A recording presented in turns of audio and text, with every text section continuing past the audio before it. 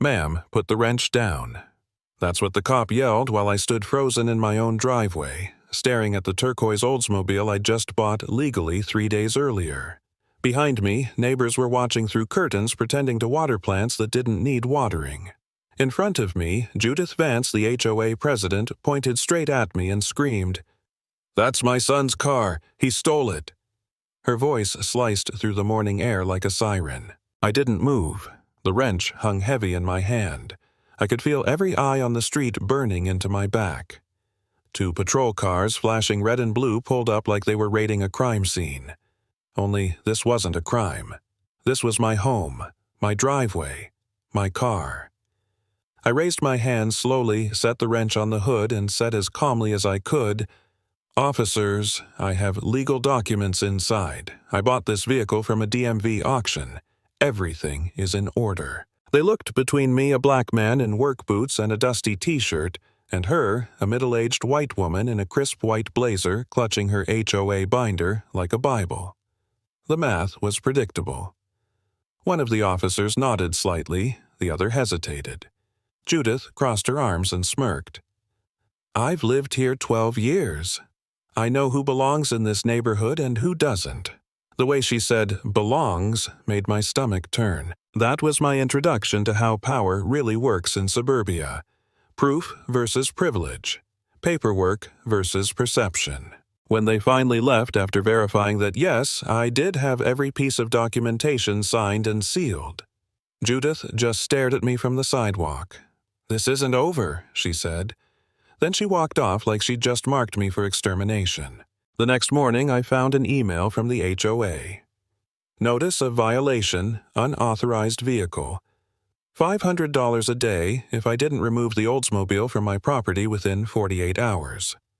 I replied, politely, attached the DMV bill of sale, the release of liability, the title transfer, all of it. I even thanked them for their attention to community standards. No response. Instead, Judith took the fight public. By Monday, my phone was buzzing with notifications from the neighborhood forum. There, it was a picture of my car taken from the street without my consent, posted by Judith herself. Alert, it said. A man recently moved into our community and acquired a vehicle that rightfully belongs to a longtime resident's son. The DMV apparently sold it by mistake. Please stay vigilant. The comments poured in. Some people were furious on her behalf. How could anyone just steal someone's family car? Others chimed in. The guy's always been suspicious. Nobody tagged me. Nobody asked for my side. I was being tried and convicted by the court of public opinion. That night, I sat in my living room, lights off, watching the headlights move across the blinds. I could feel the weight of every whispered conversation. I told myself not to care. But I did. I'd done everything right. Every form, every receipt, every photo saved. And still, I was the criminal. For a moment, I actually thought about giving up. Selling the car, letting the lie win. It would be easier than being stared at like a thief every time I walked outside. But then I looked at that Oldsmobile sitting in the driveway, that color, that turquoise shine under the streetlight, and I thought about my grandfather.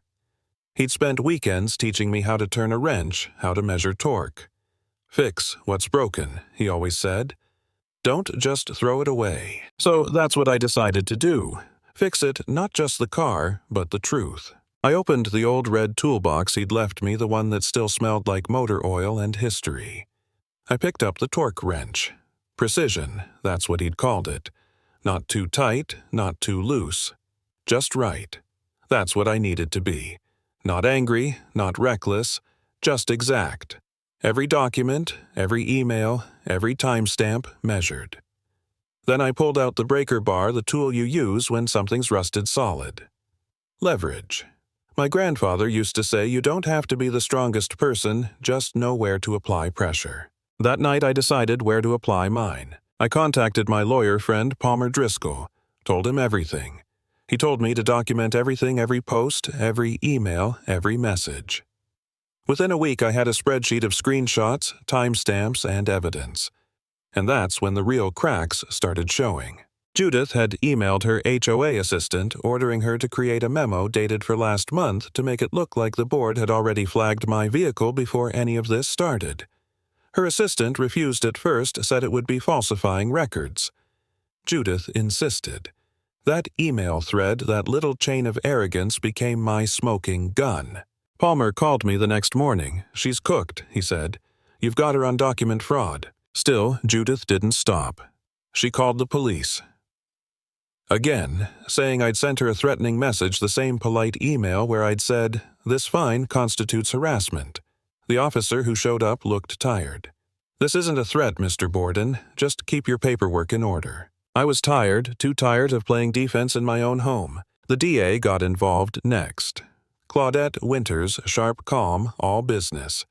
She looked at my stack of evidence and said, "Mr. Borden, you've built a better case file than half the lawyers I know." When she read the falsified memo, she shook her head. "She's using her position to wage a vendetta. We're opening a formal investigation." I didn't celebrate. I'd learned better.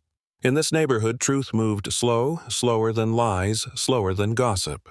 2 weeks later, the HOA board held an emergency meeting. The room was packed 80-something people, all the neighbors who'd been whispering about me for weeks. Judith sat up front, white blazer, fake calm. I sat in the front row with Palmer beside me, a folder of evidence in his lap. Judith spoke first. She started with that fake, sympathetic tone. "We've had an unfortunate situation regarding a vehicle that was wrongfully sold by the DMV. My son left it in storage and our new resident has refused to return it." Then Palmer stood. "May I respond?" He walked to the front, plugged in his laptop, and projected a slide onto the wall, the notarized DMV statement, big and bold. "This document proves the vehicle was legally abandoned by her son, Elliot Vance. 12 notifications, 3 years, no response. The car was auctioned publicly and purchased by my client for $850. Murmurs spread through the crowd. Judith stiffened. Palmer clicked again. A screenshot appeared, her Facebook post with my photo and the word "stolen" in bold. Then another slide, the email she'd sent ordering her assistant to backdate the HOA memo. Then one more, an email from her son himself sent directly to the DA. He read it aloud. "I, Elliot James. Vance confirm I abandoned the 1972 Oldsmobile Cutlass in 2016. I did not authorize my mother to pursue this matter. I do not want the car back." The room went dead silent. Judith's face went pale, then red. "That's not my son." Palmer cut her off, calm as ever. "It came from his verified account, ma'am. Metadata confirms it." Judith slammed her hands on the table. "You people don't understand. I built this neighborhood. I know who belongs here." From the back, a voice called out, "Old Mr. Clifton, 70-something, gray hair, arms crossed. Then you should know when to step down." It was like a dam breaking. More voices joined in. "Enough already, Judith. You went too far. He did nothing wrong." The board president, clearly shaken, looked around and finally said, "We'll vote now on Mrs. Vance's position." The result was 6-1. She was out.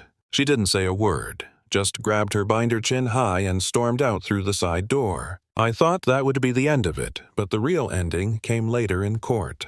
A month after that meeting, I sat in a small California courtroom, oak walls, flickering lights. The DA presented everything: the false reports, the defamatory posts, the forged memo. Judith sat across from me, smaller than I remembered her lawyer, whispering in her ear. The judge listened quietly, flipping through pages. When he finally spoke, his words hit harder than any fine. "Mrs. Vance, you used your authority to harass and defame a resident under false pretenses. That's not protection. That's persecution." He found her guilty on all 3 counts: defamation, filing false police reports, abuse of office. $15,000 in damages, a permanent restraining order, and banned from holding any HOA position for 5 years. When the gavel hit, she didn't look at me. She just stared ahead blank. Then she walked out, same door, same binder, but this time no audience followed her. I sat there staring at my hands.